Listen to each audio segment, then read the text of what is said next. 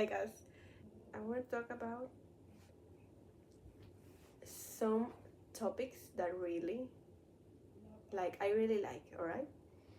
We're gonna start with self-development. I know, right? I started in all of this thing of self-development back when I was 16. I remember I got out of my first relationship and I was like super heartbroken, and I really don't know what was it, but something like I just started seeing so much content of it in YouTube, especially in YouTube. I was like, oh, this is interesting. And I started seeing about how I could make myself better. I don't know if it was because a part of me maybe thought if I get better, then maybe that person will realize what they have done and will come back to me. Self-development, right? I started in 16, as I just told you. I continued researching and looking at people in YouTube, and I started following. And self-development, it started with myself, right? What I could do, but then it just bleed out into everything else. For example, I have yeah, my mind, my emotions, my body, the things I eat, my cycle, alright? So it was affecting every other area of my life, not only me personally, right? And it was mostly relationships, because I really care about my relationships a lot, especially back then when I was just starting. I was super needy. I'm still am, but at that point I wasn't fully aware, and I was giving it so much, right? So when I saw that if I made myself better, then my relationships improved, then I was like, damn, I gotta try this. Now, when I'm telling you this, I need you to really understand this. When I'm telling you these things, this is the rationalization I make of those decisions here in the present, right? So let me try to explain it better. When I was making those decisions and having those actions, I had a reason. What was the reason? At that moment, I didn't know it. Right now, I can look back at what I remember, right? And keep in mind that the things I remember are not necessarily how things actually played out, right? So I'm looking at the things I remember that happened and saying, all right, based on that information and the information I have now of that and of me right now, I'm gonna make a deduction. Let's call it that. I'm gonna make a deduction, right? So I'm telling you, all right, I think I was doing that because of X, Y, and Z. But that is why I think I was doing that. It's not necessarily the reason why I was actually doing that. Do I make myself clear? It's what I'm telling you, it's what I perceive of my past, not the past in and of itself. I thought it was mainly because of the I could improve my relationships, right? So I was like, oh, I really like this, and it started that way. And also, I think it all came back to, all right, I want to better myself so that I can show up better in relationships, or I can have better relationships, or I can have more relationships. So even though it was selfish, in the end was actually selfless, which even though it was selfless, I still wanted relationships because I needed them. So it was selfish once again. It's I want to better myself. Selfish reason, because I want to have better relationship. Selfless reason, because I need those relationships to happen with my needs when it comes to being in relationship to other people. Well, needs only other people can meet. So selfish reason. At face value, selfish, then not selfish, then selfish once again. So yeah, that's how I started in all of that of self-development. It started small. I really don't remember what was it, but I think it was a video of a girl that was talking about esoteric stuff. When I saw her, I was like, damn, I really like that, because I really like fantasy and stuff like that. So when she presented that, it was like highly spiritual, right? But not spiritual in a religious sense, but in a non-religious one. So that really caught my attention, because it was like, it made me feel like magic existed and exists here and now. The way she explained stuff, the way she thought, the way she said she saw stuff, made me think, all right, maybe magic is just things that we can't actually explain or comprehend, but is actually real in a sense, because maybe you're thinking magic about like, oh, I'm gonna make something float, but no, I mean magic as in something you can't explain. For example, if we took, I don't know, our phones back to when they weren't created, they probably think, oh my god, that's magic. But we know it's not actually magic, it's just a bunch of circuits and stuff that work together to create what we call fun. So that's what I'm trying to say. So when she explained those things, I thought like, oh my god, magic is real. And magic is only like things we can't fully comprehend right now. So she introduced me to these things, and then I really can't tell you like what were the topics I was focused on at the beginning, but I can say that one of the topics I was interested in were financial topics, because I really wanted to be financially independent. I thought, oh my god, if I become financially independent, I'll be able to get all the things I want, because money gets you everything you want. That's not true, but money gets you a lot of stuff. So yeah, and that were like the things I'm first focused on when I was 16, right?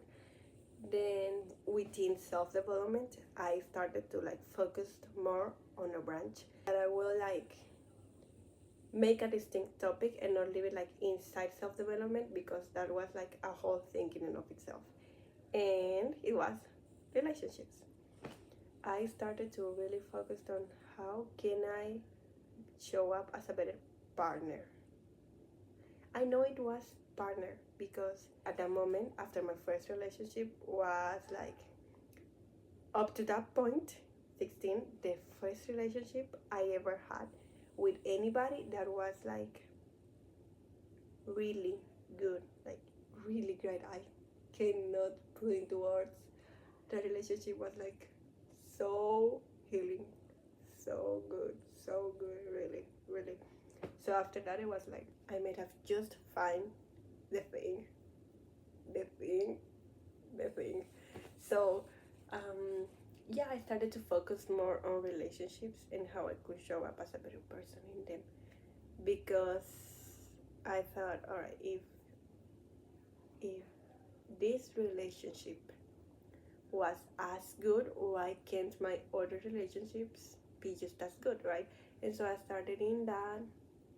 I thought, all right, what can I do? And I focused mainly on me because it's what I can do, right? But with time, I realized that it takes two or more for a relationship to work. And when I mean relationship, I'm not talking only about romantic ones. I'm talking about all types of relationships, right? So, but when I started with relationships, I focused mainly on romantic ones, because as I told you, it was the place in which I saw for the first time a really good relationship. So because of that, I thought, all right, I have to focus on how can I have better relationships, because after that one, my second relationship, I was with that guy because I wanted to replace the first one. I could not do it. And of course, at that time when I was with that second guy, I was not aware I was doing that with him. But after I was done with him, that I like thought about it, my second relationship was like just to try to replace the first one, didn't work.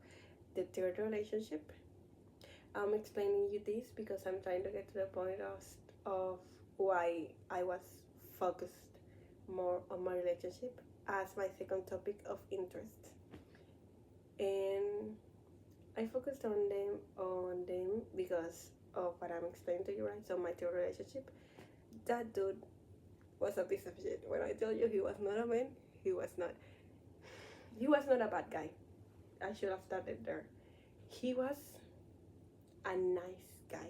You know those guys that are like just so passive in university. And I told him, hey, can you carry my backpack because it was really heavy? He was like, no, I'm carrying mine. And I was like, thank you, dude.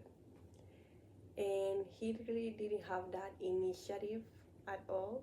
So yeah, but at that moment I didn't have like those standards. He liked me and I was like, well, if you like me, let's try it. It did not work out. I ended up like finishing the relationship, and I really can't pinpoint a reason as to why at that point I decided to end it. But when I think of it right now, I know it was because he really lacked those masculine traits that I needed from him. So that made me just be like, let's end this. And I cried about it. I really did. Not too much, just like one or two tears. And then after I was like, oh, what a relief. I'm glad I got rid of that guy. I'm glad I got rid of that guy. You have no idea. My fourth relationship, he was a drug addict. He wasn't like addicted, but he was doing them way too much. He was super skinny, like on the buns. He was like super self-centered, like super oblivious to everything that was going on around him. And he only got with women for sex. Like he didn't like them for real. Every single time he was with a woman was like madly in love with him. Like I really don't know why that even happened. Like if you saw him, you knew why. I'm telling you, I don't know why that happened. So a woman, a super beautiful woman, according to his words, alright, I never saw this happen with my eyes. So a super gorgeous woman was in love with him, and he was like, yeah, I don't like you, but I want to have sex with you. And I guess some women agreed to that. So he only had sex with them, and according again to what he told me, his own words, he was like really good in bed. Really good. Like really good. I never experienced that myself. I can tell you that, but I can tell you this. That guy who only saw a woman as something to fuck, he told me, oh, I really like you because you think, and I like, so are you telling me, oh my god, are you telling me that you like me out of all the gorgeous women you've been with just because you think that I actually use my brain? That can be. I literally told him, I do not believe that I am the only woman in the world that has an opinion and that uses her brain. Like, if I were to leave you, I'm pretty sure you'd find other women that have like the capacity to reason. And I dated him for like 1 week, and then yeah, that was over. I'm pretty sure that to this day, that dude is still madly in love with me. Yeah, I'm pretty sure that's the case. But anyways, then my fifth boyfriend, I had a bit of a on and off thing, and right now we are officially boyfriend and girlfriend, and I really hope things work out this time. So because of the first relationship, because this is where I was going, I started to focus mainly on relationships because I thought that one as my point for getting my needs met in relationships, because I haven't had an experience like that with any other of my relationships, like my brother, my friends, my father, my mother. They were like pretty basic stuff, and then that was mind-blowing, really. And so because of that, I feel like I started to focus more on those. But with time I realized that all of my relationships can't actually do that thing that one relationship did.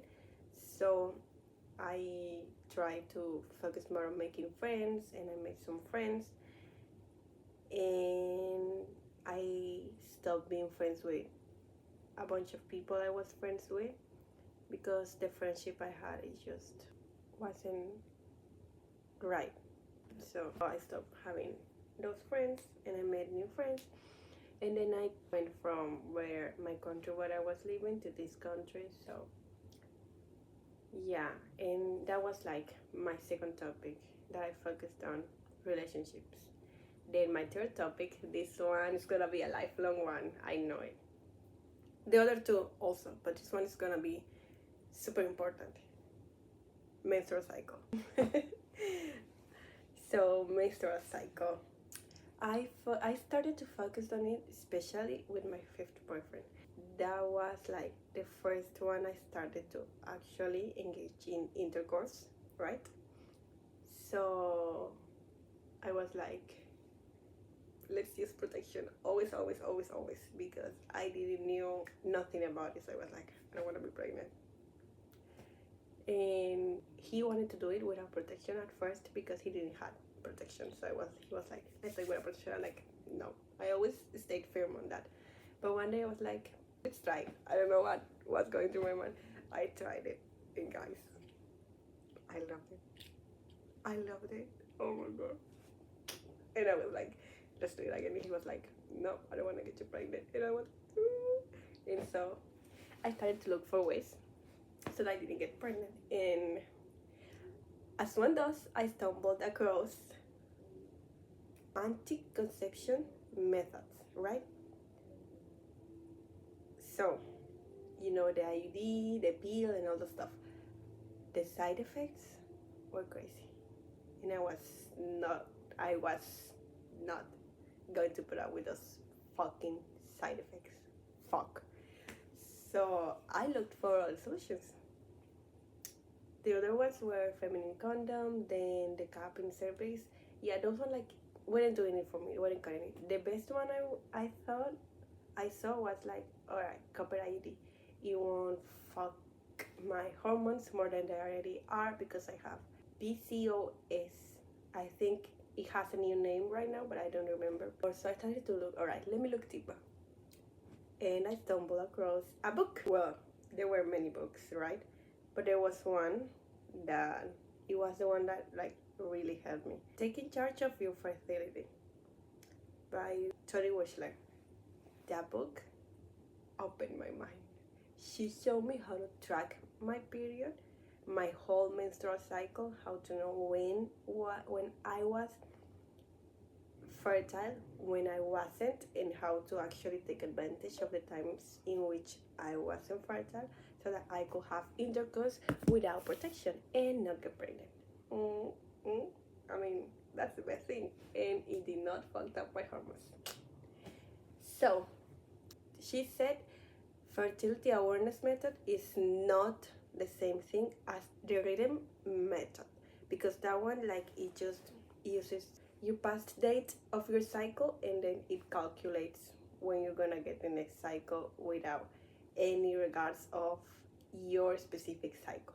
So her method it's more on the go, right? So you go tracking the days you're having your periods, the day you're like in your follicular phase, in ovulation, or the days prior to ovulation where you're in your luteal phase. So it's so much more accurate to your specific period.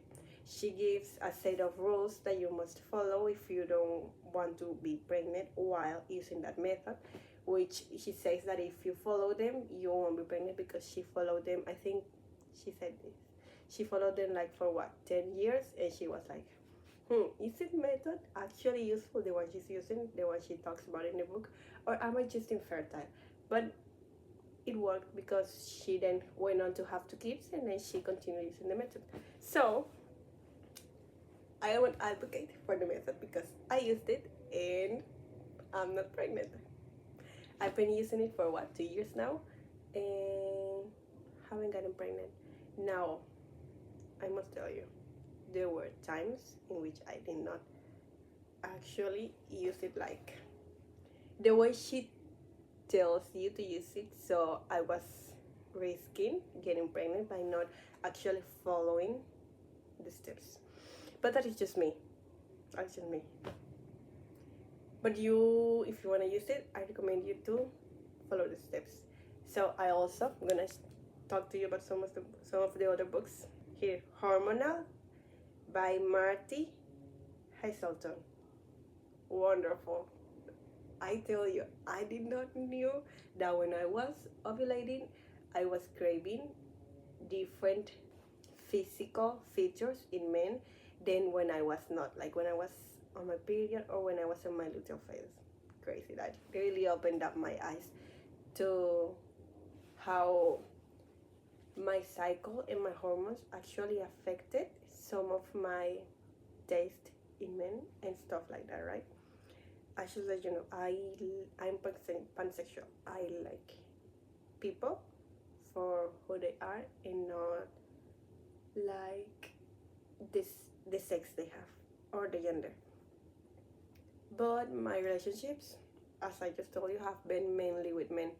The country I was in wasn't, well, at least in my experience, I didn't found many women that I could engage with, and the ones I liked, they were straight. I can tell you they were very straight. So yeah, I didn't even try that. So in the Flow by Alisa, she has an app, wonderful. And the other books, Period Power by Macy Hill.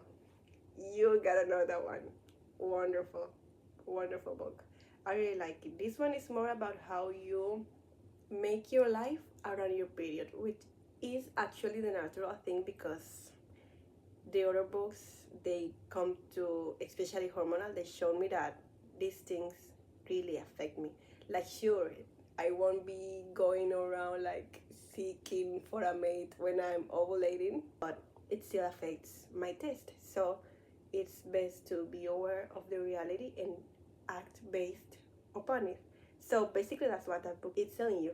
You have your periods, you have your hormonal changes, and all of that affects you, how you relate with yourself and with the world. So it's only natural that you plan your life according to that.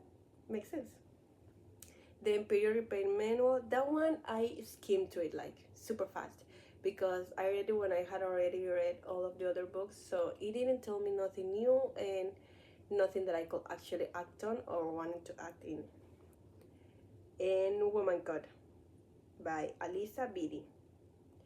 I'm not sure if I finished reading Woman God. That is for the next topic I focused on.